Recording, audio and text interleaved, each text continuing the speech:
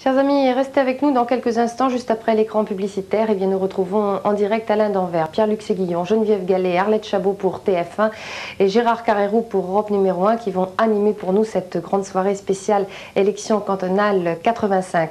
En effet, nous vous l'avons déjà signalé, pour cette opération, TF1 et Europe ont uni leurs efforts. Des résultats, des réactions, des duplex, des invités bien entendu. Grande soirée spéciale élection cantonale 85, c'est sur la une dans quelques secondes. Bonne fin de soirée.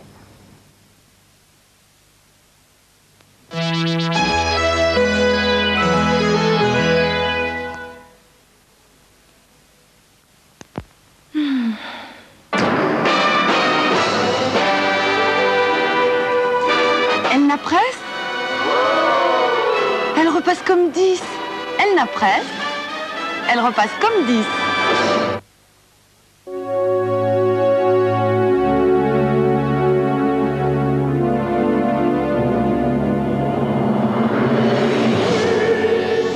Ainsi est né un accord, issu de la conscience professionnelle des 400 opticiens Chris. Opticien Chris, l'accord parfait.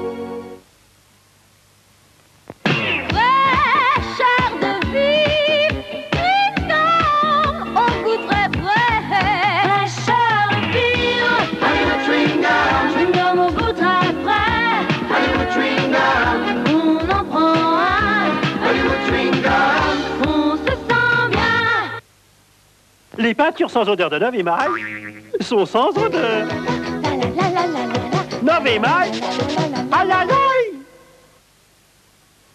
Aujourd'hui, plats et légumes cuisinés Rénal et Roquelaure. On se met à l'aise et 1, 2, on desserre la ceinture. 3 et 4, ils sont richement cuisinés. Et 5, 6, on dessert bien la ceinture. 7, 8, on se régale. Rénal et Roquelaure, desserrez la ceinture.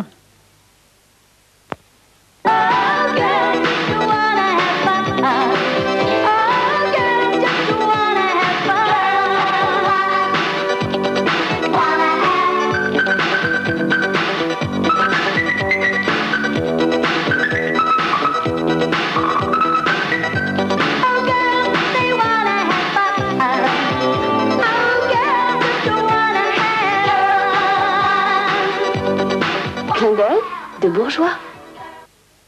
Et Mitchell créa le full contrôle. Et jamais péché ne fut un tel plaisir. Mitchell. Le nouveau shampoing doux de Nivea, la douceur que vos cheveux attendent. Pour des cheveux lavés souvent, pour des cheveux souples et soyeux, cajolez vos cheveux jour après jour avec le nouveau shampoing doux Nivea.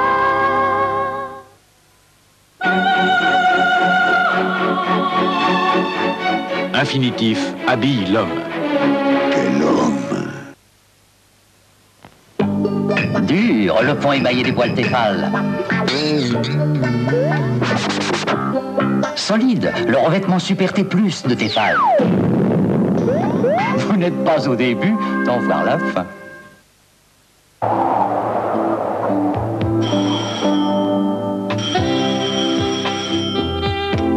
D'accord, je viens. Ce qu'un ami fait parfois pour vous aider, les assureurs du GPA le font tous les jours. Pour défendre votre santé, votre famille, votre patrimoine. Quoi qu'il arrive, ils seront toujours là. Le GPA, les assureurs à vos côtés.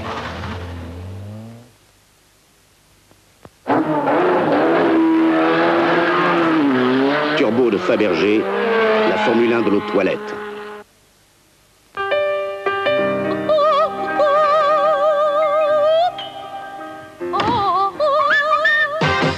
Heureusement pour vivre heureux, il y a fort, il y a fort F-A-U-R-E. Fort pour vivre heureux. À pied, en train ou en voiture, traverser sans mésaventure vers l'Irlande ou vers l'Angleterre. Avec Céline, traverse super. Céline vous ouvre toutes dans les routes d'Angleterre et d'Irlande. Céline, découvrez l'Irlande et l'Angleterre.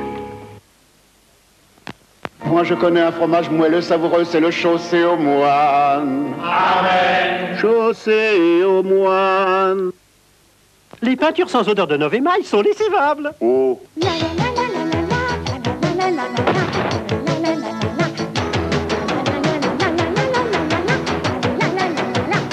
Novémaille! Aïe, aïe, aïe! Quand l'heure du repas est encore loin, Frédère, de doigts coupe-fin. Frédère, quand l'estomac parle avec les mains, Frédère. De longs biscuits sablés, du caramel fondant et du bon chocolat au lait. Frédère, de doigts coupe-fin.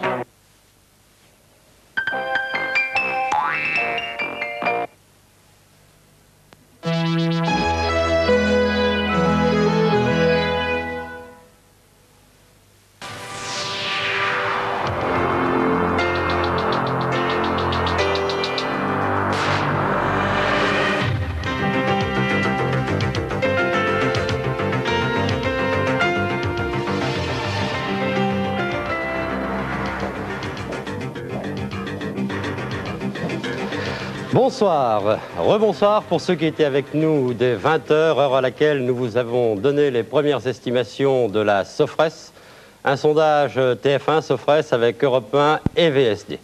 Et il faut dire que l'estimation Sofres de 20h était une estimation extrêmement exacte, puisqu'à l'heure qu'il est, à l'heure où nous pouvons considérer les résultats actuels comme pratiquement définitifs, eh bien, ces estimations n'ont varié que de quelques décimales. Et tout de suite, je vous propose de revoir les dernières estimations, quasiment définitives cette fois-ci.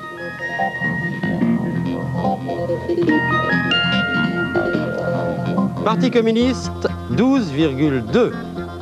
Parti socialiste et MRG, radicaux de gauche, 26,6. RPR-UDF, 35. Front National, 8,3. Voilà en ce qui concerne les grandes formations politiques, mais il y en avait également de petites. Je vous propose maintenant de voir le tableau des résultats des petites formations, que Jacques Asselineau va nous montrer dans un instant.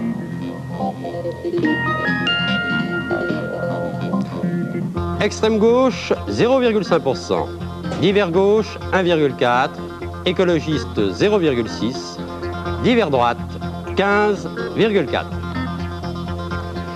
Maintenant, un nouveau panneau. Le résultat du total des formations de gauche, c'est-à-dire PS, PC, MRG, extrême gauche et divers gauche.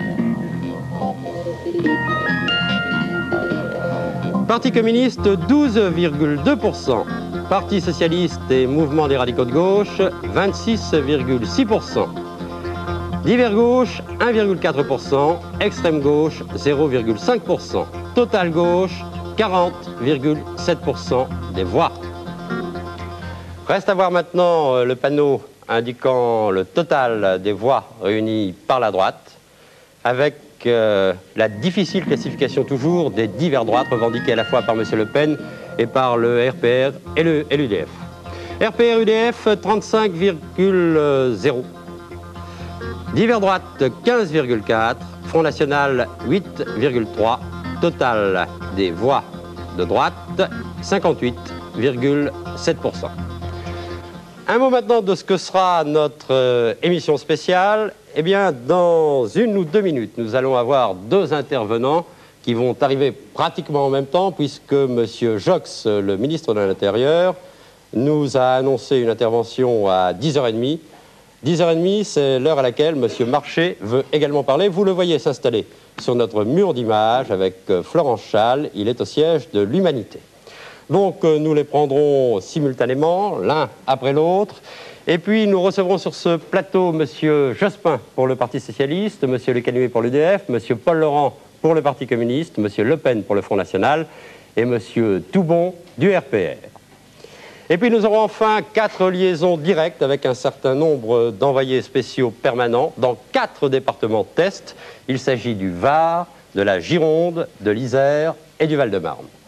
Alors je vois que ni M. Jox ni M. Marchais ne sont encore prêts à parler, bien que M. Marchais semble pratiquement prêt. Je vous demanderai, Arlette Chabot, Geneviève Gallet, quelques résultats en attendant que M. Marchais commence à prendre la parole. J'ai quelques élus annoncer. D'abord Valéry Giscard d'Estaing. Je pense que nous allons le voir à l'image. L'ancien président de la République, Valéry Giscard d'Estaing, étiquette UDF, élu dans le Puy-de-Dôme. Bon, alors, voilà, élu au premier tour. Raymond Marcelin, député UDF, ancien ministre, élu dans le Morbihan. René Monory, sénateur UDF, ancien ministre, élu dans la Vienne. À Strasbourg, Daniel Eufel, ancien ministre UDF, sénateur, élu dans le Bas-Rhin. Robert Poujade, ancien ministre RPR, maire de Dijon en Côte d'Or. Dominique Baudis, député européen, maire de Toulouse, élu en Haute-Garonne. Oui, Dominique Baudis a d'ailleurs vaincu un député socialiste, M. Roger Machard. Michel Barnier, député RPR, président du Conseil général de Savoie. Jean Cluzel, sénateur UDF, élu dans l'Allier. Geneviève, je vous interromps parce que l'on me fait signe que M. Marchais commence sa déclaration au siège de l'Humanité. L'abstention continue de toucher de manière importante les bureaux populaires. Spéculant sur le mécontentement engendré par l'ampleur des problèmes posés, la droite et l'extrême droite réalisent un score important. Les partis de la coalition gouvernementale, Parti socialiste, Mouvement des radicaux de gauche, PSU, réalisent un résultat un peu au-dessus des élections européennes. Le Parti communiste français opère un léger redressement. Le Parti communiste français remercie toutes celles et tous ceux qui aujourd'hui ont soutenu ses candidates et candidats. En faisant ce choix, ils ont donné une signification claire à leur vote. Ils ont manifesté leur désaveu de la politique actuelle du gouvernement, leur vif mécontentement devant les engagements non tenus, la montée du chômage et l'aggravation de l'austérité, leur clairvoyance face aux causes réelles de la crise et leur refus de s'y soumettre. Ils ont exprimé avec force leur volonté de faire échec au RPR et à l'UDF, leur opposition franche à la politique et au projet désastreux du grand patronat, leur détermination dans le combat démocratique contre l'extrême droite violente, raciste, fascisante. Ils ont affirmé la nécessité d'autres orientations que celles qui sont actuellement mises en œuvre, d'une autre politique, favorisant la relance de l'économie par la création d'emplois, la justice, la démocratie, l'indépendance nationale et la paix. Maintenant, la lutte pour résister à la crise, pour empêcher le gouvernement d'aggraver les difficultés, pour barrer la route du pouvoir à la droite, continue et doit s'amplifier. Dans tous les domaines et face à chaque problème posé, le Parti communiste français contribue et contribuera à l'action unie contre la crise, à la construction d'un nouveau rassemblement populaire majoritaire capable de faire avancer le changement à tous les niveaux de la société. Les conseillers généraux communistes, élus ou réélus, mettront leur dévouement, leur compétence, leur efficacité au service des intérêts populaires et du bien commun. Les travailleuses et les travailleurs, les populations ont avec eux des élus à leur service sur qui ils peuvent compter en toutes circonstances. Dans une majorité de cantons, au second tour, le dimanche 17 mars, sera nécessaire. Ce mode de scrutin est foncièrement antidémocratique. Il prive le Parti communiste français de sa juste représentation que lui aurait assuré un vote à la proportionnelle. Il élimine les représentants des petites formations. Il met en péril le pluralisme indispensable en conduisant au prétendu vote utile en faveur du candidat qu'on juge le mieux placé pour le second tour et en instituant une bipolarisation mutilante et trompeuse. Il pousse à des regroupements entre partis, à des accords de désistement qui peuvent être générateurs de confusion et d'illusion. Le RPR et l'UDF utilisent à plein cette loi électorale injuste dont ils sont les auteurs en présentant partout des candidats uniques pour le second tour.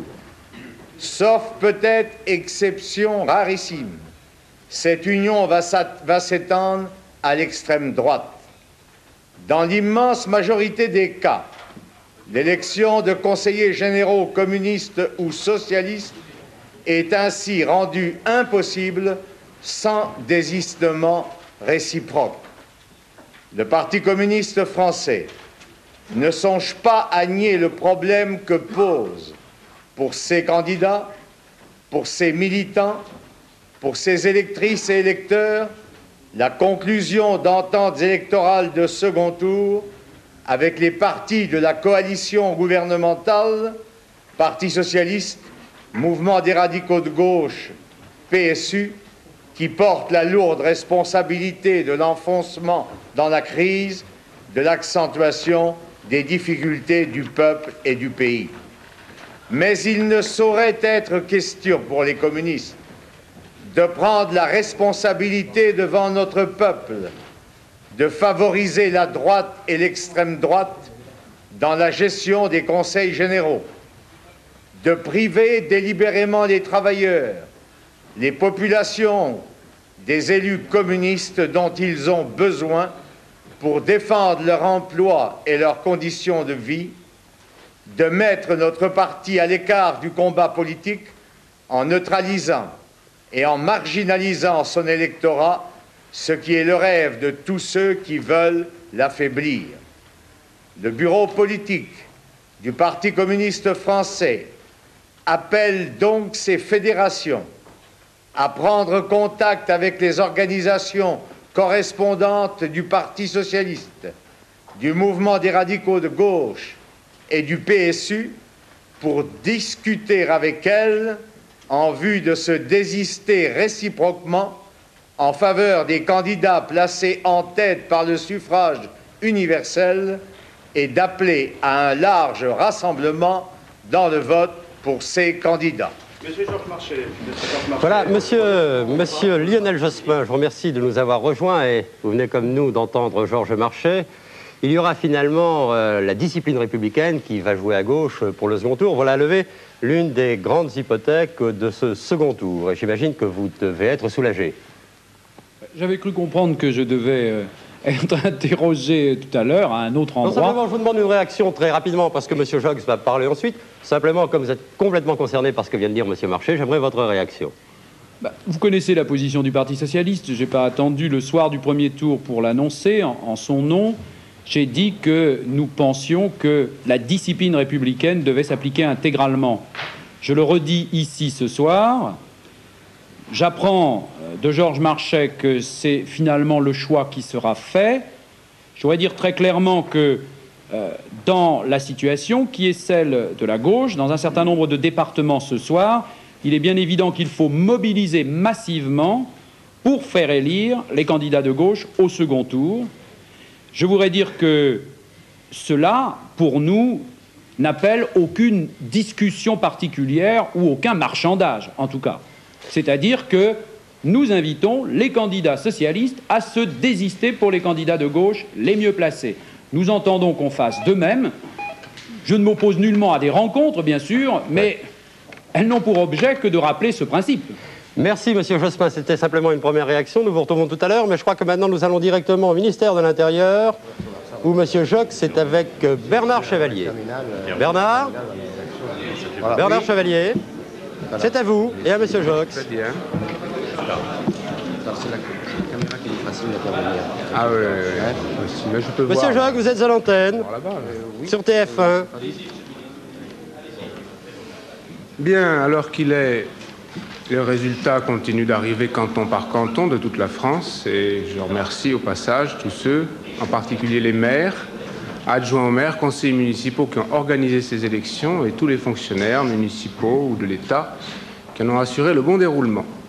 Il est trop tôt pour donner des résultats officiels et définitifs que nous aurons dans la nuit, mais il est possible dès à présent de confirmer que les estimations faites par plusieurs instituts de sondage à partir de résultats partiels correspondent approximativement à ce que seront les résultats définitifs de ce premier tour, c'est-à-dire, comme cela a été dit et commenté à plusieurs reprises au cours de la soirée, une légère augmentation des partis de gauche, une forte mobilisation électorale et la répartition entre la droite et l'extrême droite qui a déjà été abondamment commentée ce soir. Dès demain matin, chacun pourra constater que ces élections cantonales, qui sont à 2 tours, auront permis l'élection, le chiffre n'est pas encore définitif, mais d'une moitié des conseillers généraux dont le siège était renouvelable aujourd'hui. Une moitié seulement, car il y aura un 2e tour. Et étant ministre de l'Intérieur et de la décentralisation, je pense qu'il est très important de rappeler que ces élections cantonales vont influencer la composition et donc le rôle des conseils généraux pendant les années qui viennent. Dès à présent, les résultats de ce premier tour montrent que c'est les conditions dans lesquelles les alliances vont ou ne vont pas fonctionner au 2e tour qui permettront d'avoir une orientation plus ou moins marquée, confirmant ou non celle du premier tour. À gauche, quelles seront les conséquences de l'union, des désistements réciproques qui viennent d'être annoncés? À droite et à l'extrême droite, quelles seront les conséquences des mêmes phénomènes ou des phénomènes différents? Voilà où nous en sommes à l'heure qu'il est. J'ai entendu des commentaires pendant cette soirée sur ces problèmes de classement. Je rappelle, ce sera facile à démontrer si certains en doutaient, que c'est exactement dans les conditions dans lesquelles des formations politiques ont soutenu des candidats qu'on a pu les classer dans le groupe RPR, UDF, ou divers droite, ou extrême droite. Donc rendez-vous à dimanche prochain. C'est effectivement les conditions dans lesquelles la réunion dans des alliances qui ont été déjà esquissées entre les partis de gauche d'une part, entre les partis de droite et d'extrême droite d'autre part, que nous aurons les résultats définitifs et la composition des conseils généraux. Je vous remercie. Bien, Monsieur Jox, merci. Avant, Monsieur Le Canuet, vous nous en excuserez de vous donner la parole immédiatement. Il faut que nous allions à Grenoble, où nous attend dans l'Isère Jean-Luc Manot, sous peine de rupture de faisceau. L'Isère est un département effectivement test, notamment avec la personnalité de M. Mermaz, président du Conseil général sortant, qui ne se représente pas, mais c'est un département qui peut basculer. Alors, sur le terrain, Jean-Luc, qu'est-ce qu'on peut dire? Bien, écoutez, effectivement, le duel va être très serré pour le second tour, et pour le moment, on n'a pas tous les cantons, donc pas de chiffre définitif. Simplement, une légère progression du Parti socialiste sur 79, et sur les élections européennes, environ 2 à 3%. Avec par exemple un ballottage favorable à Mins dans un canton qui était habituellement tenu par l'opposition. Manifestement, la bataille de mobilisation menée par M. Mermaz a porté un certain nombre de fruits. Cela étant dit, le Parti communiste, lui, subit une nouvelle perte. Et c'est peut-être une différence avec le terrain national. Là, dans l'Isère, eh bien, il a eu environ une perte de 1 à 2% sur les élections européennes. Et ce que gagne le PS compense à peine ce que perd le PC. L'opposition, elle, reste stable par rapport aux élections européennes, mais elle est en ballottage favorable, par exemple, à Vienne-Sud, et c'est un succès pour elle, dans la ville tenue par M. Mermaz. Le Front National, enfin, se maintient à peu près, il perd dans les cantons ruraux, mais gagne dans certains cantons urbains, et c'est lui qui sera en rôle d'arbitrage lors du second tour. Voilà donc un scrutin très serré, et c'est peut-être finalement lors du 3e tour, entendez l'élection du président du Conseil général par les conseillers généraux, que se jouera tout ici, avec 7 non-inscrits qui pourront bien faire la différence. Bien, donc un second tour extrêmement compétitif, puisque rien n'est fait encore en Isère. Bien, nous avons maintenant sur notre plateau M. Le Pen, qui nous a rejoint, qui a rejoint M. Jospin et qui a rejoint M. Le Canuet. Messieurs, paradoxalement, vous n'allez pas débattre, ou en tout cas, si vous le permettez, les journalistes de la rédaction vont d'abord vous poser des questions, notamment sur vos alliances et sur les désistements, avant que vous puissiez, si vous le voulez, échanger quelques propos ensemble. Alors nous avions prévu que M. Le Canuet pourrait ouvrir le débat. Il est à côté de Pierre-Luc Séguillon. M. Le Canuet, c'est à vous. Monsieur Le Canuet, bonsoir. Alors d'abord, une petite précision au départ, puisqu'il semble qu'il y ait polémique, c'est divers droite. que tout à l'heure M. Le Pen revendiquait. Est-ce que vous les classez plutôt de votre côté, RPR, UDF? Monsieur Jox aussi en parlait, n'est-ce pas? Monsieur Marchais, 60% des Français ont rejeté la gauche. Ça voudrait donc dire que la France est droitière à 60%. Est-ce que vous ne croyez pas que c'est un langage totalement inadapté et démodé? Les Français ne se demandent pas s'ils sont de droite ou de gauche. Ils regardent ce que ceux qui se disent de gauche ont fait. Ils ont augmenté d'une façon très lourde et très pénible, hélas, le chômage.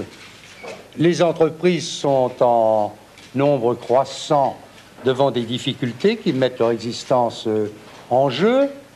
Le pouvoir d'achat des Français a diminué. Mais parce qu'on dit la droite, la gauche, ça ne veut rien dire. Je voulais savoir où vous les placiez. Eh bien, moi, je vous dis 60% des Français, ça ressort des chiffres que M. Jox, ministre de l'Intérieur, n'a pas cités, mais n'a pas désavoués, rejettent la politique. Ça qui compte. Bon, alors en tout cas, si on fait le compte ce soir du RPR, de l'UDF et de ces divers droites, non, personne, montrez-moi un bulletin. Non, mais je veux dire, vous arrivez à la barre des 50%. Non, mais je n'aime pas cette façon de raisonner, je m'en excuse près de vous. Montrez-moi un bulletin divers droite. C'est une invention du ministre de l'Intérieur. Vous avez des candidats d'opposition nationale qui ne veulent pas, à tort ou à raison, se classer dans une formation, qui sont d'ailleurs souvent très heureux d'avoir le soutien de l'UDF et du RPR. Ne dites pas divers droite. Ce sont des opposants à la politique d'échec économique et social de ce que vous appelez, vous, la gauche. Absolument, mais je crois que tout à l'heure, M. Le Canuet et M. Le Pen ont revendiqué au moins une partie. Et je pense que peut-être M. Le Pen pourra lui aussi s'exprimer là-dessus. En ce qui concerne les désistements pour le second tour, je voudrais vous poser un cas précis. Julien Brune, notre correspondant dans le Var, vient de nous dire que dans 5 cantons du Var, le candidat qui était arrivé en tête était le candidat de M. Le Pen. Alors qu'allez-vous faire? 5 cantons sur combien en France? Donnez un peu la proportion. Est-ce que vous allez appeler au désistement? Rien. Je sais la déception profonde du Parti socialiste et de M. Fabius. L'effort déployé par M. Le Pen l'a maintenu à un niveau légèrement inférieur à celui de l'année dernière. Alors il va falloir changer de disque, si vous permettez, regarder les choses en face. Il y a une grande alliance claire annoncée avant le deuxième tour entre l'UDF et le RPR, et qui couvre ce que vous appelez abusivement les divers droites, qui sont simplement des hommes ou des femmes qui condamnent la politique d'échec économique et social du gouvernement. Alors, maintenant, parlons des désistements à gauche. Non, mais attendez, on va finir sur les désistements à droite. Ça vous intéresse plus? Non, mais il n'y en aura pas. Soyez tranquilles. Nous n'avons d'ailleurs aucun sacrifice à faire. L'UDF et le RPR, avec les candidats qui se réclament ou qui se rapprochent de ce courant, ont la majorité absolue. Nous n'avons rien à demander à personne. Je vais plus loin. C'est-à-dire que très clairement, dans ces 5 cantons que je vous citais, vous maintenez vos candidats. Écoutez, monsieur, vous me parlez de 5 cantons sur 2000. Restez dans vos 5 cantons. Je suis dans les 995 autres. Vous ne me ferez pas dissimuler la forêt de nos résultats avec vos 5 petits arbustes ou cactus. Bon, donc, il n'y a pas d'accord. Je vous l'ai dit avant l'élection. Il n'y en a pas après. Nous représentons avec UDF et RPR le grand courant majoritaire. Les Français ont voté ce dimanche-ci dans la perspective de 86, et c'est l'opposition nationale parlementaire qui a la majorité pour elle. Gérard Carreron. Mais monsieur Le Canuet, vous paraissez quand même soulagé de ne pas avoir... Ah oui, très heureux. Non mais... Très heureux. Je m'entends bien. Très heureux, je n'y ai jamais cru. Je vous prends un témoin, monsieur Carreron, puisque j'ai eu la faveur d'être interrogé par vous, je vous en remercie. Je vous ai dit que monsieur Le Pen ferait son chemin, nous le nôtre, chacun a son devoir national et sa conception. Je ne condamne personne, nous n'avons pas de contrat, nous avons la majorité pour nous, et tout va bien. Non, mais vous n'avez pas laissé finir ma question. Soulagé de ne pas avoir besoin de M. Le Pen pour faire 50%. Vous lui tournez le dos, là, c'est assez... C'est involontaire. C'est la politique française. Non, pas du tout. Pas du tout, je tourne le dos involontairement à M. Jospin. Non, mais c'était une image assez symbolique qui était le résultat des 50% de ce soir. Je me demande si vous aviez eu 47% l'opposition classique, si vous auriez tourné le dos à M. Le Pen comme ce soir. Je parle. Je ne lui tourne pas le dos. M. Le Pen défend ses idées. M. Le Pen a trouvé une ouverture politique du jour où la gauche est arrivée. La gauche se propose par la proportionnelle d'ouvrir les voies à M. Le Pen. Je ne comprends rien à tout cela. Je n'ai rien à faire avec tout cela. Ce qui m'intéresse, c'est l'état de la France. Je vois que la France se dégrade. Je vous ai parlé des conditions dans lesquelles se débattent les Français. À 60%, appelez-les de droite si ça vous fait plaisir, ils condamnent la politique. Ils apprennent ce soir que bien que socialistes et communistes soient en complet désaccord, ils vont demander à voter les uns pour les autres. C'est complètement inacceptable pour les Français. Si vous me faites le privilège de m'inviter dimanche soir prochain, je prends rendez-vous avec vous. Les Français confirmeront massivement, sans qu'ils aient besoin de nos mots d'ordre, ils condamneront librement la mauvaise politique de la gauche désunie.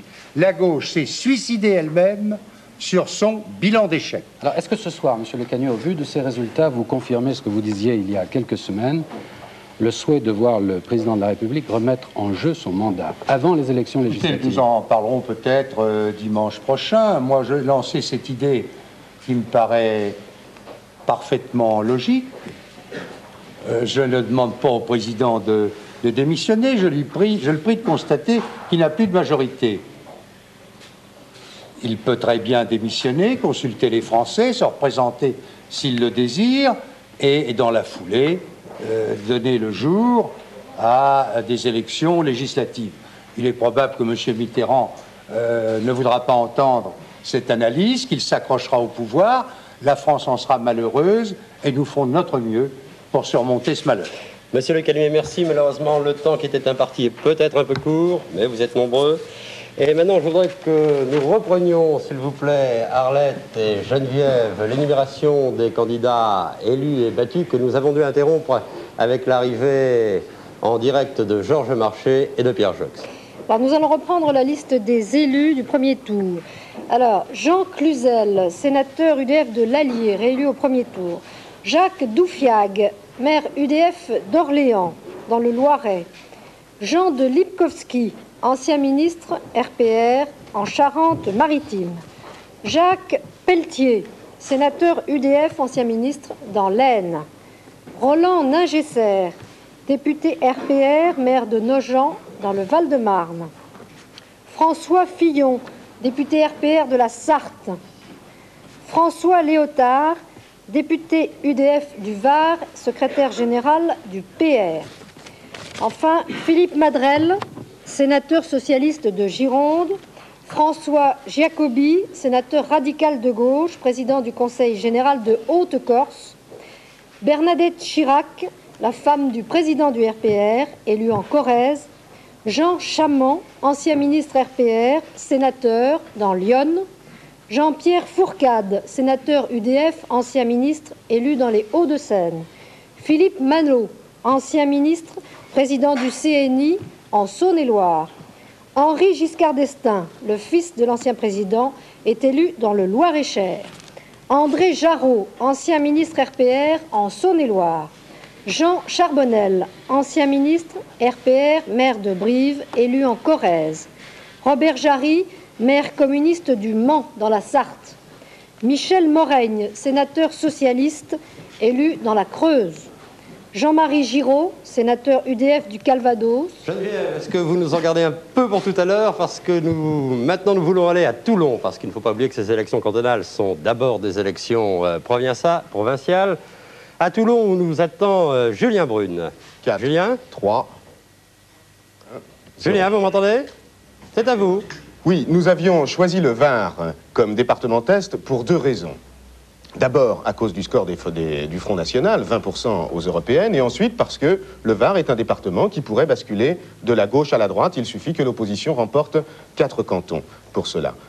En quelque sorte, si je puis dire, nous avons bien fait de venir, puisque d'ores et déjà, on sait, en ce qui concerne le Front National, que dans 3 cantons, il devance les candidats du Front National. À Olioul, je vous donne des chiffres à titre indicatif. À Olioul, le Front National réalise 26%, devant le PS 24, l'UDF 21, le RPR 20. À La Valette, 21%, devant le PC 18 et le RPR 17. Et surtout à Toulon 2, où il y avait une vedette du Parti communiste qui détenait le canton, Daniel Demarque, où le Front National fait 27%, devant l'UDF 25%. Donc, déjà, dans 3 cantons, le Front National devance 2 UDF et 1 RPR. Alors, j'ai amené, du coup, à côté de moi, Maurice Arex, le maire UDF de Toulon et le patron de l'UDF sur le Var. Alors, la question se pose maintenant pour le deuxième tour, Maurice Arex. Vous allez vous maintenir, vous retirer sur la pointe des pieds ou vous, carrément, vous désistez? Eh bien, tout d'abord, je rappelle que nous avons un accord avec nos amis du RPR, que cet accord sera tenu. En ce que nous concernons, en ce qui concerne en particulier le Front National, puisque vous en avez parlé, notre politique est simple. Pas d'accord au premier tour, pas d'accord au second tour. C'est clair. C'est-à-dire que notre seule solution aurait été éventuellement de nous retirer s'il y avait un danger de voir passer un candidat de gauche. À ma connaissance, dans aucun canton, ce danger existe. La particularité du Var, c'est que nous avons fait des primaires. Nous n'avons pas voulu, de toute évidence, faire comme pour les européennes, où il n'y avait qu'une liste qui a été une erreur, et déjà François Léotard l'avait dit, et nous parlons également des problèmes de la Corse, où la même erreur d'une liste unique avait été faite. Nous avons, je dirais, avec des primaires, nous avons sauvegardé le second tour, et nous avons permis que dans ce département, nous allons avoir 6 ou 8 victoires assurées qui nous donneront la majorité largement. Bien, donc si j'ai bien compris, Maurice Arex, vous allez maintenir vos candidats. Je vais en finir avec la situation du Var. Je dis simplement ceci, nous avions ce que nous avons dit au premier tour, nous le disons au second. Bien entendu, demain, nous allons nous concerter avec le RPR et nos amis de l'UDF, mais en soi, je ne vois pas, moi, de raison de faire des cadeaux à qui que ce soit. Nous sommes les gagnants de ce scrutin dans le Var. Nous avons écrasé nos adversaires qui, tout compris, font 31 et 32% des voix, en pourcentage. Je ne vois pas en quoi nous aurions à faire des cadeaux à ceux que nous avons d'ailleurs ignorés beaucoup plus que combattus. Oui, Alain, je vous donne 2 petites indications pour terminer sur le Var. Monsieur Le Pen veut faire une remarque. Oui. Vous faites... Écoutez, il n'y a pas encore 8 jours, je vous sablais le champagne sur l'invitation de monsieur Arex, qui veut tenir un discours exactement inverse de celui qu'il tient ici. Mais c'est banal pour les politiciens de la bande des 4 de dire un jour blanc. La bande des 5, monsieur Le Pen, vous y êtes. Vous y êtes maintenant dans la bande des 5. Non, pas du tout, oh, pas du tout, pas du tout. Et je ne frappe d'ailleurs pas à la porte. On me refuse soi-disant l'entrée d'une porte à laquelle je ne frappe pas. Mais je voudrais, si vous le permettez... attendez, monsieur Le Pen, s'il vous plaît. Monsieur Jospin est inscrit avant vous. Excusez-moi. Non, simplement, puisque je vous voyais réagir au propos de monsieur Arex. Monsieur Jospin, que pensez-vous, vous, du score de monsieur Le Pen? Déjà, je vois que depuis les européennes, les choses ont un peu changé, puisque le représentant du Parti socialiste n'avait pas voulu s'asseoir dans le même studio que monsieur Le Pen, et qu'aujourd'hui, vous êtes là. C'est exactement, Le Pen a dit oui, la même chose. Oui, je suis là. C'est surtout d'ailleurs tout à l'heure, sur l'autre chaîne que la question s'est posée, et j'ai expliqué que nous n'entendions pas, à partir du moment où le leader de l'extrême droite en France était invité régulièrement sur les antennes, nous priver de défendre nos opinions et nos points de vue.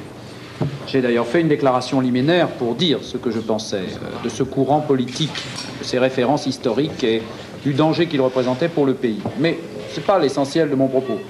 Pour le moment, je voudrais simplement dire qu'il est frappant de voir que, une fois de plus, une élection locale a pris un tout autre caractère. Et toutes les élections locales depuis 1981 ont été menées par l'opposition de droite ou d'extrême droite comme des élections contre le pouvoir et contre le gouvernement, et non pas pour se préoccuper de la gestion départementale.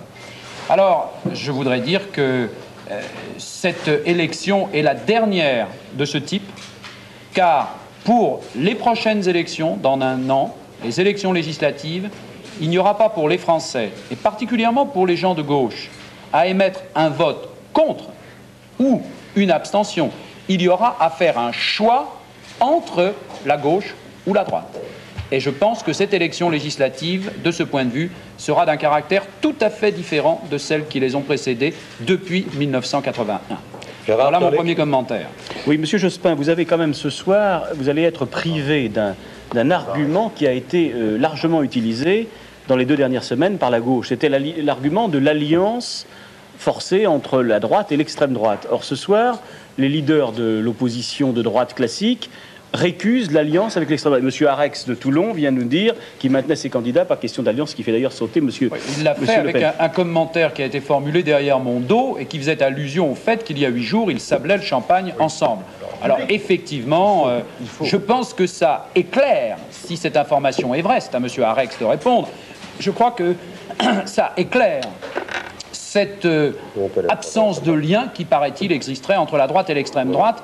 Il y a de nombreux départements, pas seulement dans le sud, il y en a aussi dans l'est, mais il y en a aussi dans le sud, nombreux, où il y a des accords explicites ou implicites entre des candidats de l'UDF et du RPR et des candidats de l'extrême droite française. Si ces candidats... Je voudrais dire aussi que le RPR et l'UDF, officiellement, font 35% des voix et qu'il y a, dans ces élections locales, qui sont des cantonales, des candidats, 15 ou 16%, qui sont des candidats effectivement classés à droite, mais dont je ne sais pas exactement comment ils se situeront dans des échéances politiques. En tout cas, ce que je crois, c'est que malgré un léger redressement de la gauche par rapport aux européennes, le rapport entre la gauche et la droite est encore faible dans ce pays. Nous avons donc à travailler davantage.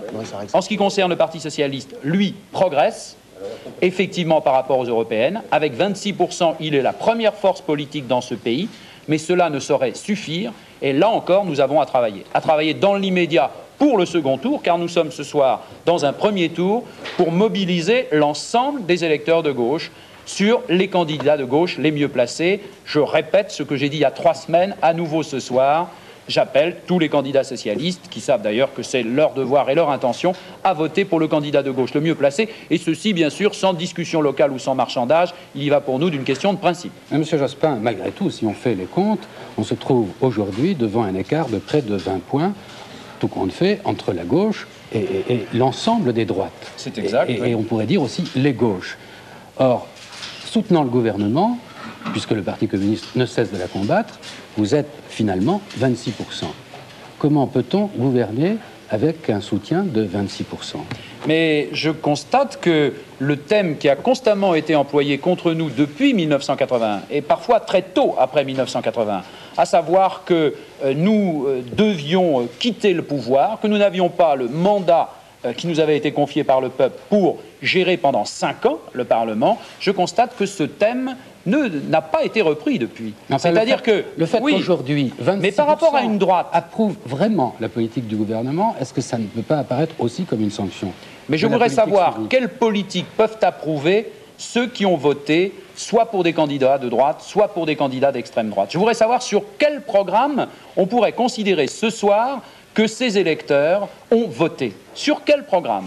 Sur quelle union ou sur quelle entente entre M. Barre, entre M. Chirac et M. Giscard d'Estaing, qui sont visiblement concurrents pour l'échéance présidentielle prochaine?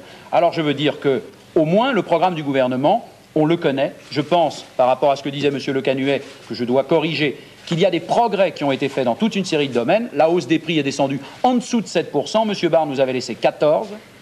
La balance des paiements est équilibrée en 84, les marges des entreprises ont été rétablies, l'investissement progresse, l'effort de recherche se poursuit, l'épargne populaire est positive par rapport à l'inflation, il reste un point noir considérable qui est celui du chômage. Nous n'avons pu que freiner sa montée. Cela pèse sur les conditions de vote des gens, notamment dans les milieux populaires. Ça les rend plus sensibles à une politique de bouc émissaire ou à des propos sommaires ou violents visant à rendre telle ou telle communauté responsable de leurs difficultés. Je crois que ça peut aussi les rendre sensibles dans les grandes villes à un certain nombre de thèmes sur l'insécurité. Mais je pense que le problème de l'insécurité est de savoir si on la traite ou si on l'exploite politiquement. Nous ne l'avions jamais exploitée avant 1981. Elle est exploitée maintenant. Et je ne sache pas que l'insécurité est plus grande à Chicago ou à New York qu'elle l'est à Grenoble ou à Roubaix. Elle est au contraire cette insécurité beaucoup plus forte dans ces villes.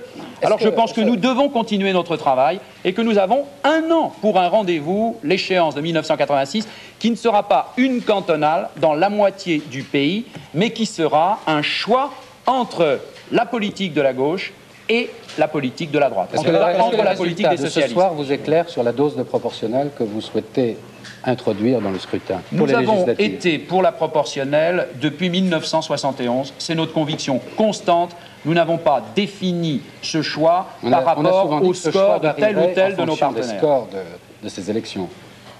On a souvent dit que la dose de proportionnelle serait plus ou moins grande selon le score que vous feriez dans ces élections. Je considère que le score de ce soir n'est pas bon, ne me satisfait pas. Je considère qu'il marque une évolution positive par rapport aux européennes. En tout cas, il marque une évolution positive pour le Parti socialiste. Gérard Carrero, la dernière Monsieur question. Jospin, on a entendu tout à l'heure Monsieur Marchais. Son désistement républicain, disons, est assorti de 90 ou 95% de critiques.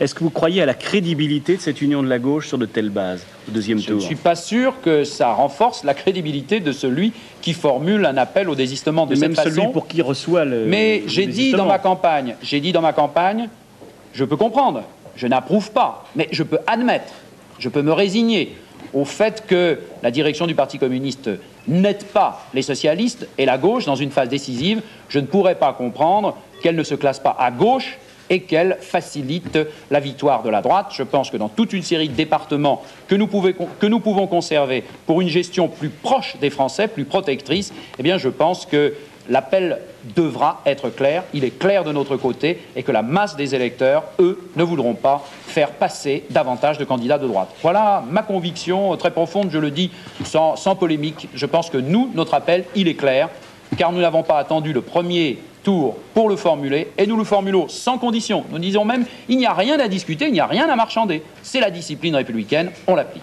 Merci, Monsieur Jospin, de ces précisions. Merci d'être venu sur notre plateau. Et maintenant, je crois que nous allons pouvoir à nouveau aller faire un tour dans province, très exactement à Bordeaux, où nous attend Alain Hamard. Bordeaux qui peut basculer, la Gironde peut basculer, et même le Conseil régional, après la Gironde, pourrait basculer. Alors, le point à Bordeaux avec Alain Hamard. Dès ce premier tour, on peut dire, sans trop s'avancer, que le département devrait basculer du côté de l'opposition. D'ores et déjà, 2 cantons, Sauveterre et Cadillac, fief socialiste, passent à droite, et 4 autres cantons de gauche sont en ballottage très favorable à l'opposition. Il n'en fallait que 3 pour que le département bascule, c'est pratiquement chose faite. A noter qu'en revanche, un canton tenu par l'opposition, Villandreau, devrait basculer à gauche au second tour, le candidat socialiste Gilbert Cardois ayant obtenu 49,9% des suffrages. La présidence du Conseil général, détenue depuis 9 ans par le socialiste Philippe Madrelle, devrait passer aux mains du RPR Jacques Valade. A noter tout de même que ce même Philippe Madrelle est réélu au premier tour, mais avec 10% de moins qu'en 79. A noter également que les 2 communistes sortants en Gironde devraient conserver leur siège au second tour, et qu'en ce qui concerne les candidats du Front National, ils font en général moins de 10%, en dehors des cantons de Bordeaux 2 et d'Arcachon, où ils frisent là les 19%.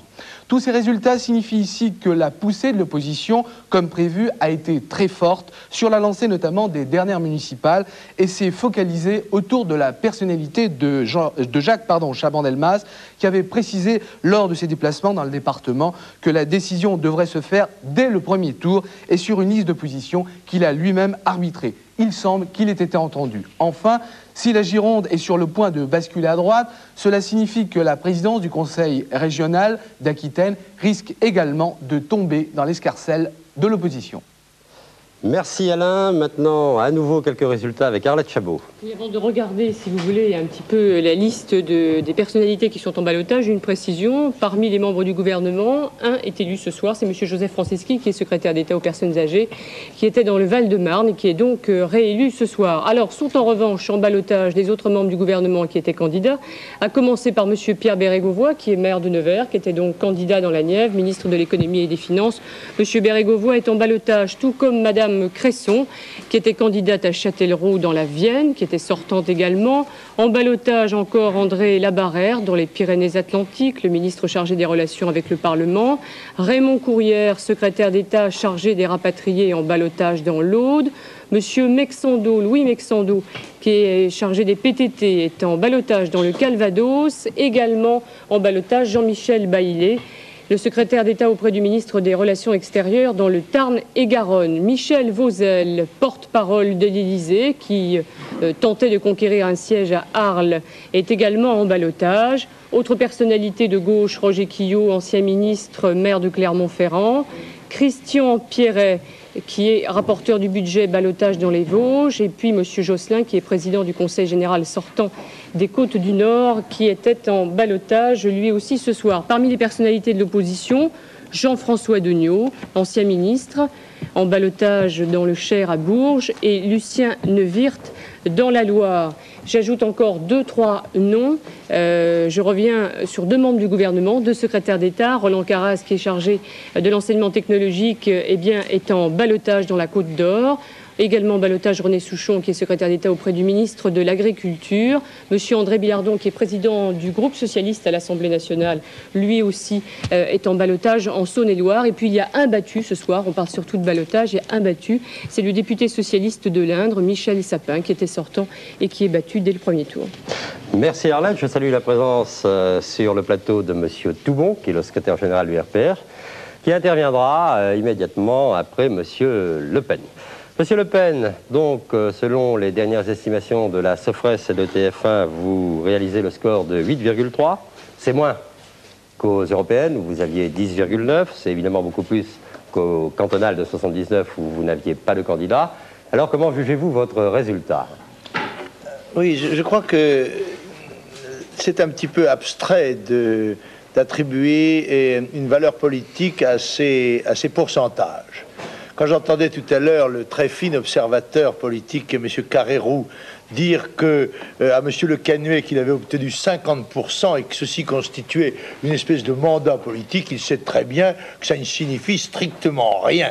Que les élections cantonales sont des élections de notables, que la position de 80% des gens qui sont élus ce soir ou seront élus dimanche prochain sont celles de gens qui sont en place comme maires, comme conseillers généraux, comme députés depuis 10, 20, 30 ou 40 ans, avec un appareil municipal, régional très important. Non, ce n'est pas raisonnable. Je dois dire que j'attendais que les observateurs politiques qui avaient placé dans le fond le Front National au centre de cette élection cantonale, car s'il y a eu un gain de participation, c'est en grande partie à la présence du Front National qu'on le doit et à l'active campagne qu'il a menée.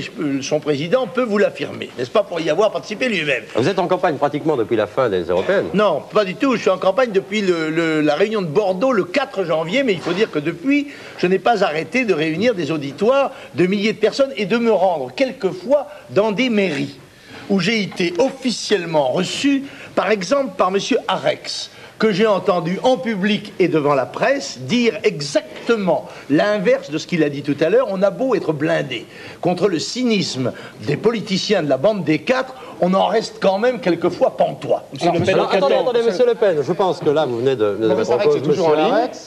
Et que nous avons Monsieur Arex à nouveau en ligne de Toulon. Et, Monsieur Arex, vous nous entendez? Il est toujours à côté de moi. Avant de lui donner la parole pour réagir aux propos de Jean-Marie Le Pen, il faut que je vous dise, Alain, que dans un canton de Toulon, il y aura un duel au deuxième tour avec un candidat du Front National d'une part et un candidat de l'UDF d'autre part. Seul. Il n'y aura pas d'autres candidats. Maurice Arex. Moi, je trouve que M. Le Pen a vraiment du culot. Un maire est le maire de toute une population. Et moi, je lui ai dit, et j'ai dit à M. Mamie, qui est son représentant, que je recevrai tous ceux qui ont la courtoisie de venir saluer le maire quand ils font une campagne électorale. Que je lui ai offert le champagne, c'est sûr, je l'aurais offert de la même façon à M. Marché s'il avait fait l'honneur de venir. En ce que je lui ai dit, et ça, j'ai quand même du respect pour M. Le Pen, qui est un officier, je lui ai dit ce que j'ai dit à M. Mamie. Il n'est pas question que nous fassions des cadeaux au Front National. Par contre, si dans une élection, nos voix risquaient de faire élire une voix de gauche, nous nous retirerions. Je le dis et je le maintiens. Or, dans aucun canton actuellement, ce risque existe. Je pense que de ce côté-là, demain, avec nos amis du RPR, nous maintiendrons parce qu'il n'y a pas de risque de faire passer la gauche. D'ailleurs, M. Mamie m'avait dit la même chose en ce qui le concerne. Alors, M. Le Pen, je vous ai reçu avec courtoisie. Je ne vous considère pas comme un ennemi. Vous êtes un concurrent pour moi. Mais ne me faites pas dire ce que je n'ai pas dit. Ça, c'est pas honnête de votre part. Monsieur Le Pen. Bon, écoutez, on ne va pas éterniser ce débat entre M. Arex et moi-même sur ce sujet. Je vous ai même dit, Monsieur Le Pen, que je souhaitais votre défaite. Vous en rappelez? Il est évident, n'est-ce pas, qu'il s'agit, M. Arex doit oublier qu'il s'agit d'élections au Conseil général. Et qu'il est bien évident que ces élections à 2 tours comportent dans leur philosophie le désistement du 2e tour, et que prétendre qu'il n'y a pas de danger dans telle ou telle circonscription, c'est faire fi de ce que pourrait être l'attitude du Front National dans d'autres circonscriptions. Ce sont les électeurs qui trancheront, et puisqu'en effet il reste dans un certain... une certaine circonscription, un UDF contre un Front National, nous verrons bien ce qu'il arrivera. Encore que M. Arex soit probablement assuré, en échange d'une réciprocité, de recevoir les voix socialistes et communistes que leur ont promis M. Marchais et M. Jospin. Bon, monsieur, vous avez entendu tout à l'heure M. Le Canuet, nous avons évoqué devant lui les 5 cantons du Var, où vous avez 5 candidats qui viennent en tête. Vous avez entendu M. Le Canuet, apparemment, pas de désistement. Alors, est-ce que vous allez rendre un chien de sa chienne à l'opposition parlementaire en vous maintenant là où, par exemple, vous aurez plus de 10% et vous pourrez gêner des candidats de l'opposition si, de leur côté, ils ne favorisent pas l'accession de vos propres candidats? Monsieur Séguillon, ne croyez pas que le Front National soit un parti politicien. Il peut donc avoir des attitudes qui étonneront beaucoup, et il s'inspire exclusivement de l'intérêt national. Mais il a le profond sentiment de la justice, et il lui paraîtrait scandaleux qu'un certain nombre de personnes puissent se prévaloir de leur propre turpitude, selon le précepte juridique. Monsieur Le Pen, moi c'est les chiffres qui m'intéressent, je sais que ça ne vous intéresse pas beaucoup. Ah, ça m'intéresse beaucoup. Sauf quand vous avez 11%, mais moins quand vous avez 8,3%. Alors, non, mais nous ne sommes pas présents dans toutes les circonscriptions. À la différence du Parti communiste, qui est présent dans toutes les circonscriptions. Nous sommes absents dans 600 circonscriptions. Oui. Et nous pouvons nous prévaloir d'une partie au moins des élus que nous avons soutenus officiellement et qui ont officiellement accepté, comme le maire de Nice, comme le maire de Marignane, notre soutien. Par exemple, sans parler des 4 élus au premier tour du département de la Réunion qui n'avaient que l'investiture du Front National. Non, mais il semble... Monsieur Le Pen, là, vous n'auriez de toute façon pas eu beaucoup de voix. Dans les cantons où vous n'êtes pas présent, vous n'êtes peut-être pas là parce que vous n'auriez pas eu beaucoup de voix. Non, pas du tout. Écoutez, moi je donne rendez-vous, si vous voulez bien, dans un mode de scrutin politique, l'année prochaine, aux élections régionales, en vous disant à l'avance que compte tenu du mode de scrutin qui a été décidé par le gouvernement, il y a des assemblées régionales où nous aurons le tiers des élus, d'ores et déjà, le quart, le 5e, le 6e, mais nous serons présents partout. Et je vous donne rendez-vous aux élections législatives où je pense que le mode de scrutin sera le seul capable de sauver le Parti socialiste, ce qui ne doit pas nuire à la représentation du Front National. Justement, Monsieur Le Pen, on a l'impression que votre parti ne trouve pas son implantation au plan national. C'est-à-dire que si on regarde de façon fine les résultats des européennes et ceux de ce soir, on constate que là où vous étiez déjà fort aux européennes,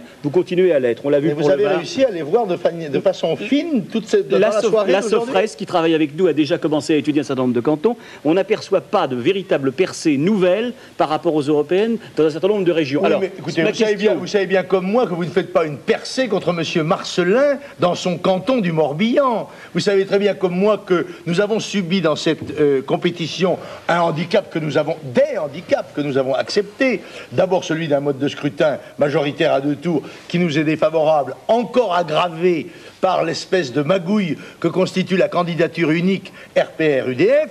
Deuxièmement, le scrutin de notables. Et troisièmement, l'incroyable campagne de dénigrement, de diffamation, de violence et de terrorisme qui a été menée contre notre mouvement et qui s'est même perpétuée aujourd'hui par des rappels par des émissions publicitaires d'un titre diffamateur à notre égard. Justement, Monsieur Le Pen, à propos de votre implantation et des zones où vous avez marqué des points et des zones où vous êtes plus en recul ou moins fort, on peut peut-être demander à Roland Quérol. Roland.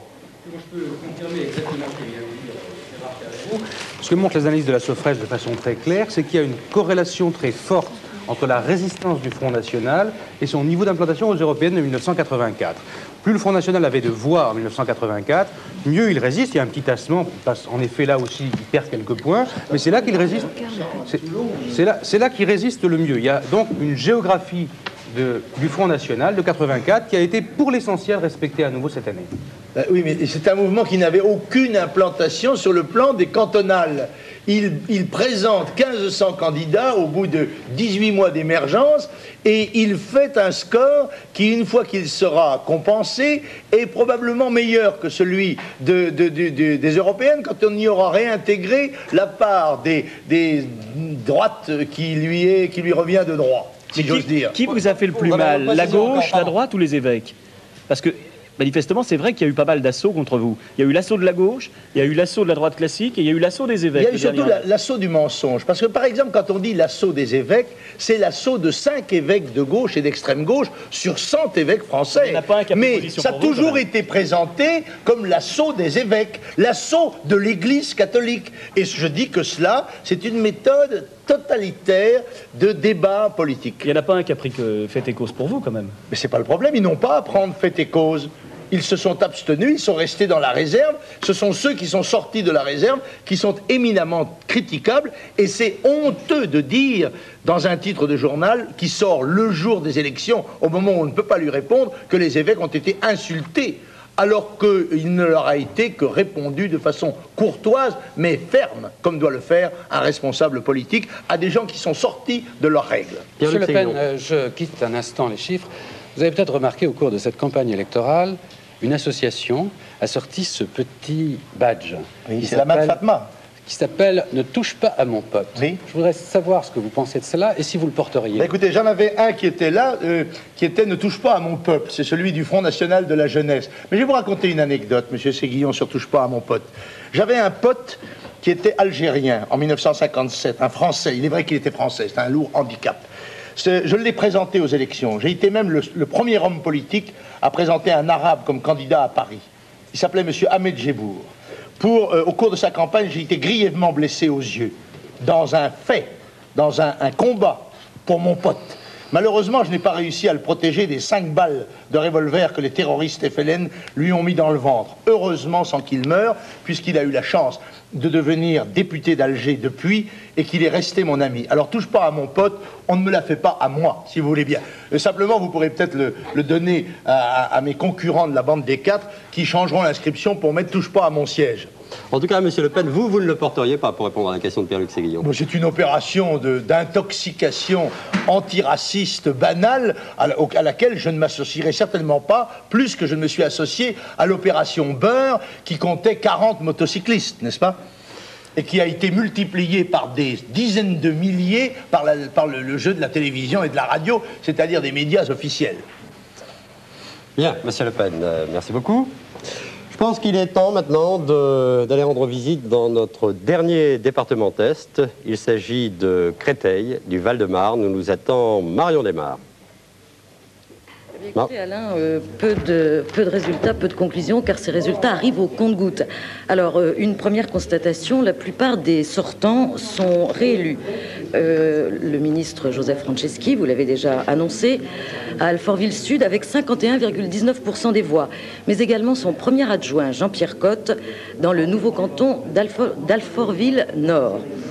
Enfin, le candidat communiste qui était conseiller sortant à Bonneuil, Bernard Ivan, est également réélu à une large majorité, tout comme Roland Nagesser, mais cela vous l'avez également annoncé, à une large majorité, 63% des voix à Nogent.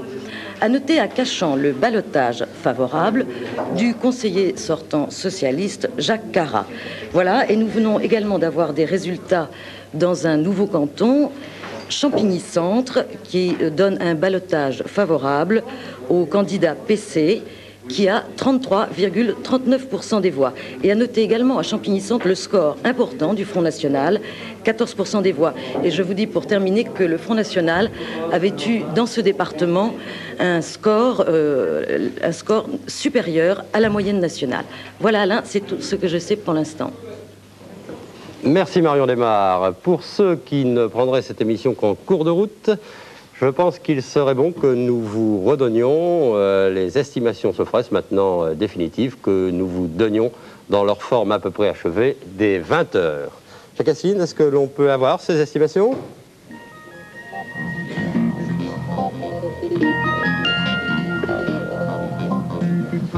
Donc je vous rappelle, le Parti communiste a fait 12,2%, le Parti socialiste et le mouvement des radicaux de gauche 26,6%, RPR plus EDF 35%, Front National 8,3%. Et puis maintenant, les petites formations, car elles étaient nombreuses, et finalement, au total, elles font certainement une vingtaine de pourcents des voix. Extrême gauche 0,5, divers gauche 1,4, écologiste 0,6, divers droite 15,4. Maintenant, Jacques Asselineau va nous passer le tableau nous représentant le total des voix de gauche, gauche parlementaire et gauche extra-parlementaire. Parti communiste 12,2%.